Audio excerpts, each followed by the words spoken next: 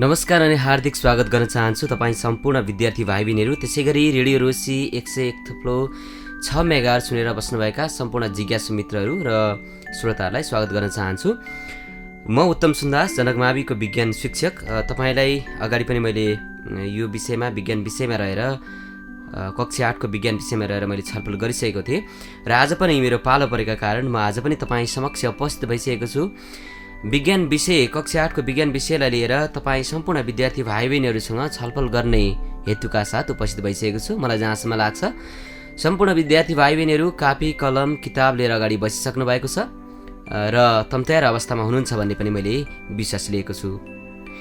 विद्यार्थी भाइ बहिनीहरू, तपाईसँग मैले अगाडिको पाठमा पाठ 1 अन्तर्गत रहेर नाप पाठको विषयमा छलफल गरिरहेको थिएँ, मेजरमेन्टको विषयमा चर्चा गरिरहेको थिएँ र आज पनि थोरै मेजरमेन्टलाई दोहोऱ्याउँदै र मेजरमेन्टको बाँकी भागलाई अंशलाई पुरा गर्दै आज नयाँ पाठ अन्तर्गत गति र प्रवेग, भेलोसिटी एन्ड एक्सेलरेसनसँग हामी सम्बन्धित रहेर पनि छलफल गर्नेछौँ।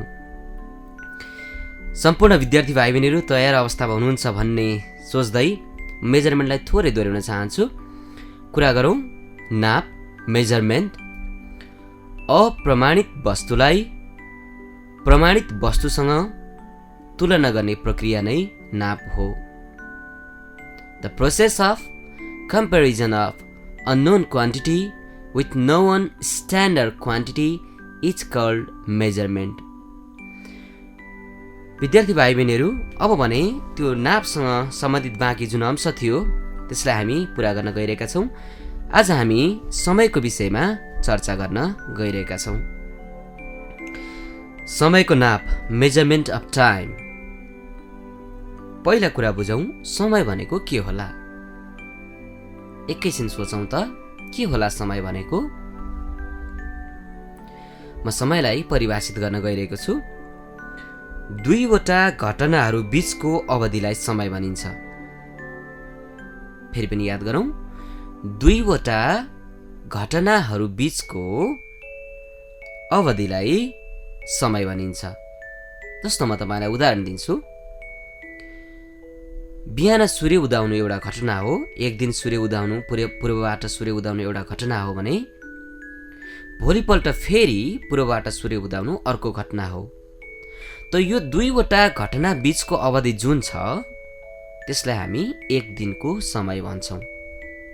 त दुईवटा घटना बीचको अवधिलाई हामी के भन्दो रहेछौँ? समय।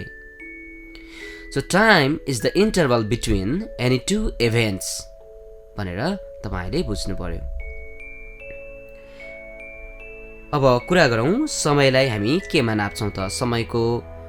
समयलाई हामी घडीद्वारा नाप्छौँ। घडीले हामी समयको मापन गर्छौँ र समयको एसआई एकाइ भनेको चाहिँ के हो त? सेकेन्ड हो। समयको एसआई एकाइ, the SI unit of time is second. यो पनि विद्यार्थी भाइ बहिनीहरूले प्रष्ट हुनुभयो होला। अब कुरा गर्न गइरहेको छु विद्यार्थी भाइ बहिनीहरू, एक दिनमा कति सेकेन्ड हुन्छ त? How many seconds are there in a day? एक दिनमा कति सेकेन्ड हुन्छ त? हेर्नुहोस् त, एक दिनमा 24 घण्टा हुन्छ। याद गर्नुभयो? तपाईँ हामी सबैलाई थाहा छ एक दिनमा 24 घण्टा हुन्छ।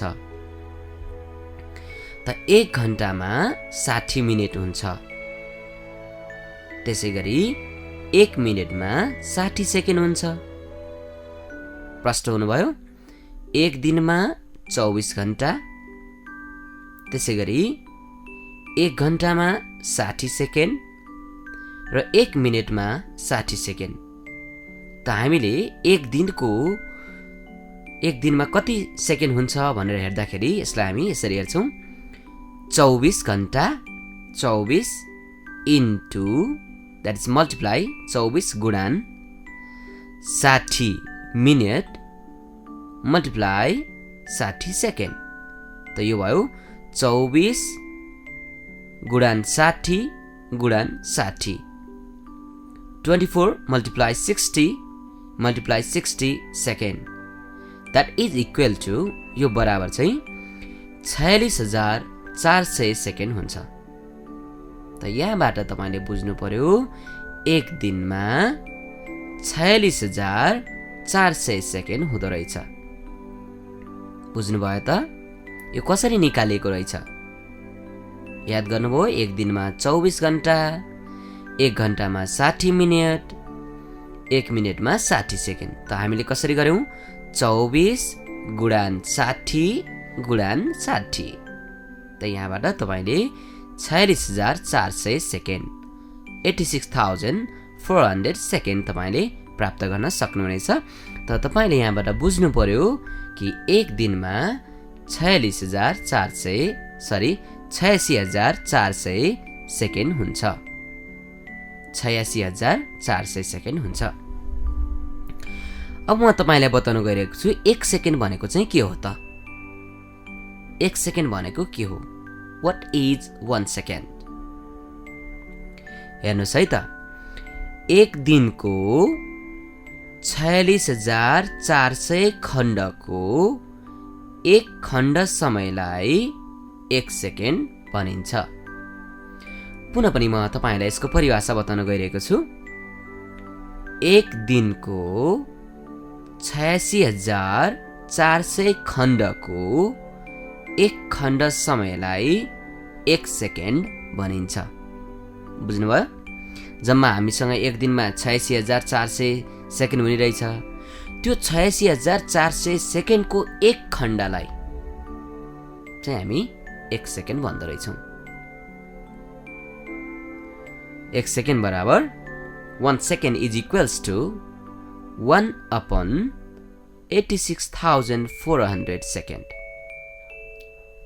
1 सेकेन्ड इज इक्वल्स टु 1/86,400 दिन हुन्छ भन्ने तपाईँले बुझ्नु पर्यो। यहाँसम्म तपाईँ स्पष्ट हुनुभयो होला भन्ने मैले विश्वास लिएको छु। अब विभिन्न प्रकारका घडीहरूले समय नाप्न हामी प्रयोग गर्छौँ। जस्तै साधारण घडी, डिजिटल घडी, एटोमिक घडी आदि हामीले प्रयोग गर्ने घडी अन्तर्गत पर्दछन्। तर एउटा कुरा याद गर्नुपर्ने कुरा, हामीले प्रयोग गर्ने घडी कहिलेकाहीँ छिटो पनि हुन सक्छ र कहिलेकाहीँ ढिलो पनि हुन सक्छ। तर त्यस्तो नहोस् भन्नका लागि वैज्ञानिकहरू ठिक समय नाप्न एटोमिक घडी प्रयोग गर्दछन्। एटोमिक घडी चाहिँ वैज्ञानिकहरूले प्रयोग गर्छन् ताकि समय घटबड नहोस् भन्नका लागि उनीहरूले त्यस्ता खाले घडी प्रयोग गरेका हुन्। त विद्यार्थी भाइ बहिनीहरू, आज तपाईँले यहाँसम्म अध्ययन गर्नुभयो नापको विषयमा। गणितीय रूपमा नापेर व्यक्त गर्न सकिने परिमाणलाई भौतिक परिमाण भनिन्छ। Those quantity which can be measured are called physical quantities. त्यसै गरी मैले तपाईँलाई सारांश मात्रै बताइरहेको छु। एकाइ भनेको एउटा निश्चित प्रामाणिक परिमाण हो। त्यससँग तुलना गरी अन्य परिमाणको नाप लिइन्छ। त्यसै गरी आधारभूत र तत्जन्य गरी एकाइ मुख्य गरी दुई प्रकारका हुन्छन्। जुन एकाइ अरूमा भर पर्दैनन् त्यस्ता खाले एकाइलाई आधारभूत एकाइ भनिन्छ। जस्तै metre, kilogram, second. Those quantities, those units which do not depend upon other units of measurement are called fundamental units. Example, meter, kilogram, second. त्यसै गरी those units which are derived from fundamental unit are called derived unit. आधारभूत एकाइबाट बनेको एकाइलाई तत्जन्य एकाइ भनिन्छ। जस्तै जुल, newton, what, pascal आदि। कुनै वस्तुमा भएको पदार्थको परिमाणलाई पिण्ड भनिन्छ। The total quantity of matter contained in a body is called its mass. त्यसै गरी वस्तुलाई पृथ्वीले आफ्नो केन्द्रतिर तान्ने बललाई नै तौल भनिन्छ। वस्तुलाई पृथ्वीले आफ्नो केन्द्रतिर तान्ने बललाई तौल भनिन्छ। The force of attraction by Earth to an object towards its center is called its weight. त्यसैगरी कुनै दुईवटा घटनाबीचको अवधिलाई समय भनिन्छ। कुनै दुईवटा घटनाबीचको अवधिलाई समय भनिन्छ। Time is the interval between any two events. एक दिनको 86,400 खण्डको एक खण्ड समयलाई 1 सेकेन्ड भनिन्छ। That is 1/86,400 part of a day. It's called 1 second. तपाईलाई मैले यहाँसम्म सारांश बताएँ।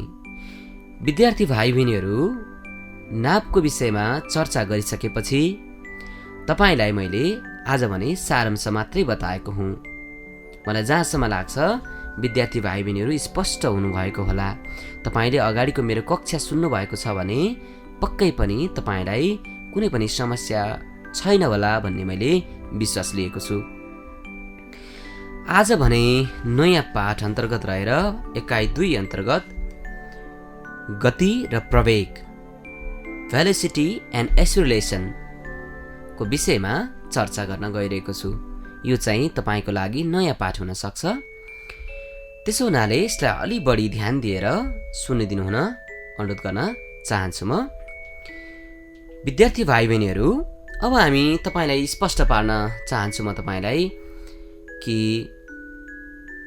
स्थिर अवस्थामा रहेको वस्तु र चल अवस्थामा रहेको वस्तु बीच के भिन्नता होला? एकैछिन विचार गर्नुहोस् त। What is the difference between motion and rest? अब म तपाईलाई यसको परिभाषाबाट स्पष्ट पार्न चाहन्छु। हेर्नुहोस् त,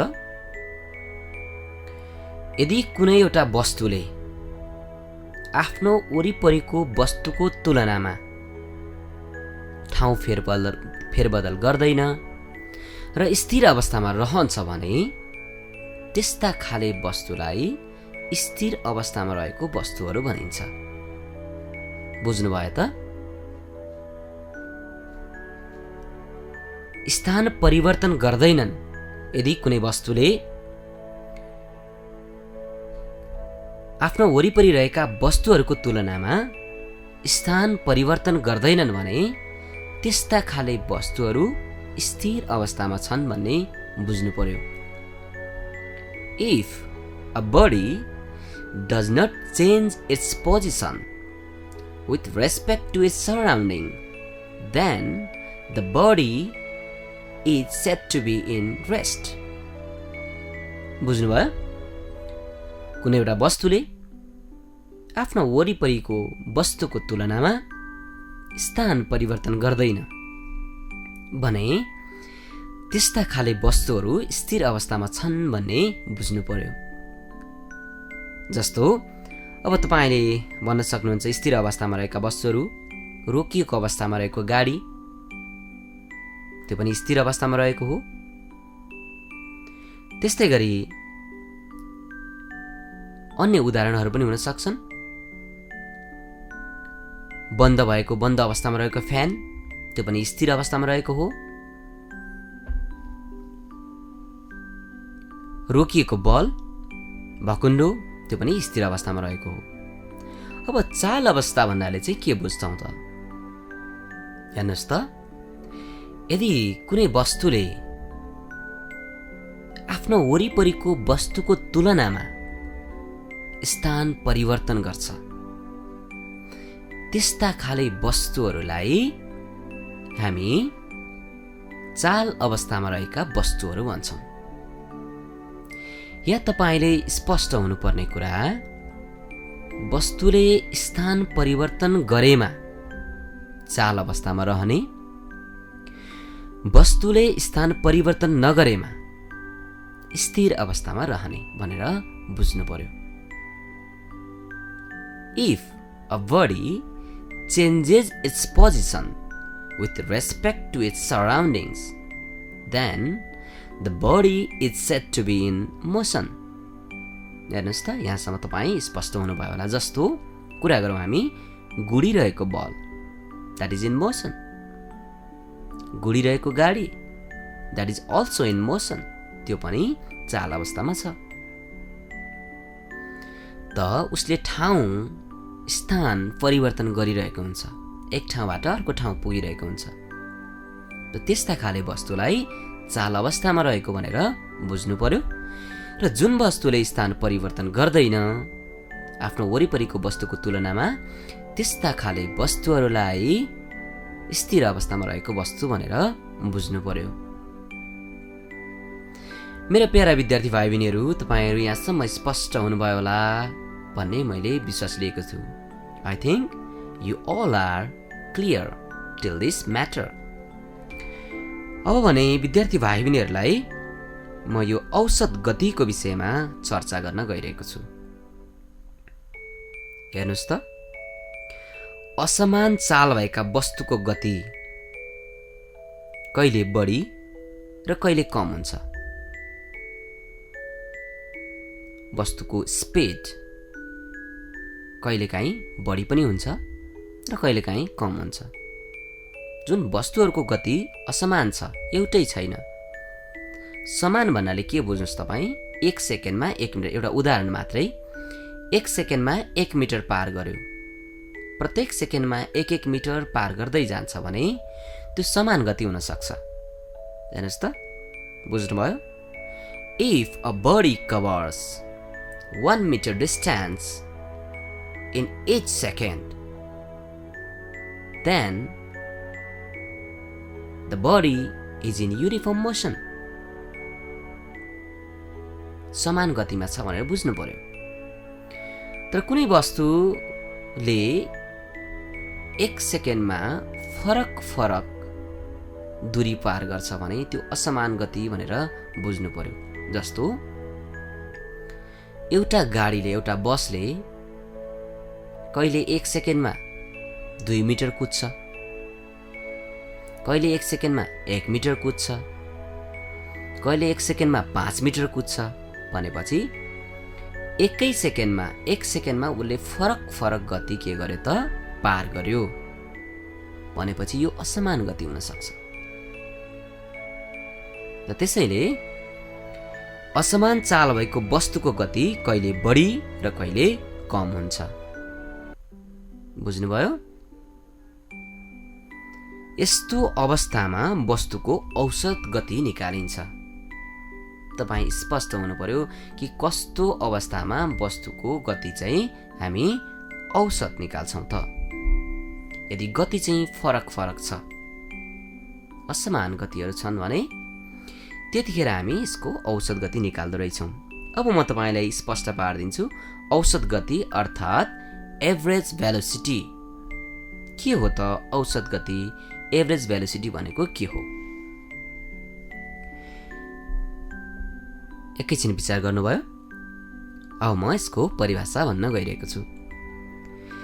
एक एकाइ समयमा निश्चित दिशातिर पार गरेको दूरीलाई औसत गति भनिन्छ। फेरि पनि तपाईलाई बताउन गए, एक एकाइ समयमा निश्चित दिशातिर पार गरेको दूरीलाई औसत गति भनिन्छ। एक एकाइ समयमा निश्चित दिशातिर पार गरेको दूरीलाई औसत गति भनिन्छ। दिशा यहाँ तपाईले याद गर्नु पर्यो, निश्चित दिशा। निश्चित दिशा भनेपछि एउटा सर्टेन यो डिरेक्सन हुनु पर्यो। The distance covered by a body per unit time in a fixed direction, that one is called average velocity. अब औसत गति कसरी निकाल्छौं त हामी? म यसको गणितीय सूत्र तपाईलाई बताउन गइरहेको छु। निश्चित दिशामा पार गरेको जम्मा दूरी, जस्तो एउटा गाडी पूर्वतिर कुदिरहेको छ, मानौ त्यो पूर्वतिर मात्रै गइरहनु पर्यो। निश्चित दिशा भनेका छौं हामीले। निश्चित दिशामा पार गरेको जम्मा दूरी अपन जम्मा लागेको समय। त्यो गाडीलाई एउटा गाडी पूर्वतिर कुदिरहेको छ भने पूर्वतिर कुद्दा कति उसले दूरी पार गर्यो र कति समयमा पार गर्यो। उसले पार गरेको दूरी डिभाइडेड बाई पार गर्नलाई लागेको समय। That one is called औसत गति, एभरेज भेलोसिटी, जसलाई हामी S upon T, V equals to average velocity is equals to S upon T। S भनेको निश्चित दिशामा पार गरेको जम्मा दूरी, दूरीलाई हामी S ले डिनोट गर्छौँ, अपन T, T भनेको लागेको समय। विद्यार्थी भाइ बहिनीहरूले याद गर्नुहोला, जहिले पनि यस्ता खाले हिसाब गर्दाखेरि डिस्टेन्स चाहिँ मिटरमा हुनुपर्छ। किलोमिटरमा छ भने पनि मिटरमा लैजानु होला, सेन्टिमिटरमा छ भने पनि मिटरमा लैजानु होला, र समय चाहिँ सेकेन्डमा हुनुपर्छ। कतिपय विद्यार्थी भाइ बहिनीहरूलाई समयले नै भाग 2 मिनट, 4 मिनट, 10 मिनटले भाग गर्नुहुन्छ। त्यो चाहिँ मिनटले भाग गर्ने होइन, केले भाग गर्ने रहेछ, त्यसलाई सेकेन्डमा लगेर भाग गर्नु होला है त। यहाँसम्म तपाईँले मैले बताएँ कि औसत गति भनेको के हो भन्ने कुरा तपाईँलाई मैले बताएँ। अब विद्यार्थी भाइ बहिनीहरू, अब म तपाईँलाई अर्को औसत गतिको अर्को सूत्र पनि भन्न गइरहेको छु। याद गर्नु होला है त। गणितीय रूपमा औसत गति बराबर लेख्नुभयो, औसत गति बराबर सुरुको गति प्लस अन्तिम गति होल अपन 2। याद गर्नुभयो, सुरुको गति र अन्तिम गतिलाई जोड्ने र त्यो दुईवटा गतिलाई जोडिसकेपछि 2 ले भाग गर्ने, त्यसले पनि औसत गति दिन्छ। सुरुको गति र अन्तिम गति डिभाइडेड बाई 2। अब यसलाई हामी कसरी लेख्छौँ भने औसत गति बराबर average velocity equals to U plus V whole upon 2। U भनेको इनिसियल भेलोसिटी अर्थात् सुरुको गति, इनिसियल भेलोसिटी भन्छ यसलाई। V भनेको फाइनल भेलोसिटी अर्थात् अन्तिम गति डिभाइडेड बाई 2। यो तपाईलाई मैले बताएँ कि यसको सूत्र के हुँदो रहेछ भनेर। अर्को एउटा जानकारी पनि गराउन चाहे विद्यार्थी भाइ बहिनीहरूलाई। यो सुरुको गति र अन्तिम गतिको विषयमा म तपाईलाई अलिकति कन्सेप्ट दिन गइरहेको छु, ताकि तपाईलाई ठुलो कक्षामा अर्थात् 9 कक्षामा पनि यसले सहयोग गर्नेछ। यदि कुनै एउटा गाडी स्थिर अवस्थामा छ, चलेको अवस्थामा छैन, इज इन रेस्ट, स्थिर अवस्थामा छ भने त्यसको सुरुको गति 0 हुन्छ। नचलेको अवस्थामा, गाडी नगुडेको अवस्थामा सुरुको गति कति हुँदो रहेछ? 0 मिटर पर सेकेन्ड, जसलाई हामी लेख्छौँ U बराबर 0 मिटर पर सेकेन्ड। बुझ्नुभयो? त्यस्तै गरी जब गाडी रोकिन्छ, गाडी चलिराख्यो, गाडी चल्न सुरु गर्यो र केही समयपछि ड्राइभरले ब्रेक लगायो र गाडी रोकियो। The bus or any vehicles stops by applying brake। Brake लगाएपछि गाडी रोकियो भने त्यो गाडी रोकिसकेपछि पनि गति 0 मिटर पर सेकेन्ड हुन्छ। बुझ्नुभयो? तपाईलाई कतिखेर 0 हुँदो रहेछ भन्ने कुरा मैले बताउन खोजेको। गाडी सुरु हुनुभन्दा अगाडिको अवस्थामा, स्टार्ट हुनुभन्दा अगाडिको अवस्थामा त्यसको भेलोसिटी, इनिसियल भेलोसिटी हुँदो रहेछ 0 मिटर पर सेकेन्ड। त्यस्तै गरी गाडीलाई ब्रेक लगाएर रोकिसकेपछि पनि त्यो गाडीको final velocity 0 metre per second हुँदो रहेछ। यहाँसम्म तपाईलाई मैले स्पष्ट पारिदिएँ जस्तो मलाई लाग्छ। अब भने विद्यार्थी भाइ बहिनीहरू, हामी अन्तिमतर्फ आइसकेका छौँ। सापेक्षित गति रिलेटिभ भेलोसिटीको बारेमा अलिकति चर्चा गर्नेछु र आजको कक्षालाई हामी यहीँ समाप्त गर्नेछौँ। अब तपाईँलाई बताउँ सापेक्षित गति रिलेटिभ भेलोसिटी भनेको के हो। हेर्नुहोस् त, तुलना गरिने वस्तुहरूको चाललाई याद गर्नु होला है। तुलना गरिने वस्तुहरूको चाललाई व्यक्त गर्न निश्चित बिन्दु आवश्यक हुन्छ, जसलाई सापेक्षिक बिन्दु रिलेटिभ पोइन्ट भनिन्छ। तपाईँलाई म बताउँछु, एउटा कन्सेप्ट क्लियर बनाऊ पहिला, त्यसपछि तपाईँलाई परिभाषा आफै आउँछ। हामी गाडीमा गुडिरहेका छौँ। गाडीभित्रको प्यासेन्जरलाई हामीले हेर्ने हो भने गाडीभित्रको प्यासेन्जरहरू सबै रेस्ट अवस्थामा छन्। तपाईँ जसरी बसिरहनु भएको छ उहाँहरू पनि त्यसरी नै बस्नु भएको छ। उहाँ स्थिर अवस्थामा हुनुहुन्छ, दे आर इन रेस्ट। तर यदि तपाईँले गाडीको झ्यालबाट बाहिर हेर्नुभयो, हेर्नुहोस् त, ती रुखहरू फुत्त फुत्त फुत्त गइरहेका हुन्छन्। गाडीको झ्यालबाट हामीले बाहिर हेर्दा यदि रुखहरू छन्, घरहरू छन्, बिल्डिङहरू छन् भने तिनीहरू फुत्त फुत्त पछाडि गइरहेका छन्, दे आर इन मोसन। अब हेर्नुहोस्, आफ्नो वरिपरिका वस्तु, आफूभित्र रहेको गाडीभित्रको मान्छेलाई हेर्दा दे आर इन रेस्ट। गाडी बाहिर हेर्दाखेरि दे आर इन मोसन। हो त यही नै हो रिलेटिभ भेलोसिटी भनेको। तपाईँलाई यहाँ मैले स्पष्ट पार्न खोजेको कुरा त यहाँ तुलना गरिएको छ। विद्यार्थी भाइ बहिनीहरू, यसलाई म बाँकी भागमा अन्य दिनमा, मेरो पिरियड परेको दिनमा म तपाईँलाई बुझाउने प्रयास गर्नेछु। सम्पूर्ण विद्यार्थी भाइ बहिनीहरूले यतिखेरसम्म सुनेर साथ दिनुभएकोमा सबैलाई धन्यवाद व्यक्त गर्न चाहन्छु। जिज्ञासु मित्रहरूलाई पनि धेरै धेरै धन्यवाद व्यक्त गर्न चाहन्छु। सुनेर साथ दिनुहुने सम्पूर्णलाई धन्यवाद दिँदै, प्राविधिक मित्र शोभा मगलाई पनि धेरै धेरै धन्यवाद दिँदै, तपाईँहरूको कुनै जिज्ञासा प्रतिक्रिया छ भने 98 43 020 576 फोन नम्बर पुनः पनि दोहोऱ्याएँ। 98 43 020 576 मा तपाईँले फोन सम्पर्क गरेर आफ्ना जिज्ञासाहरू राख्न सक्नुहुनेछ। अहिलेलाई भने तपाईँ सम्पूर्णबाट बिदा लिन चाहन्छु। सुन्दै गर्नुहोला रेडियो रोसी 101.6 मेगाहर्ज। नमस्कार।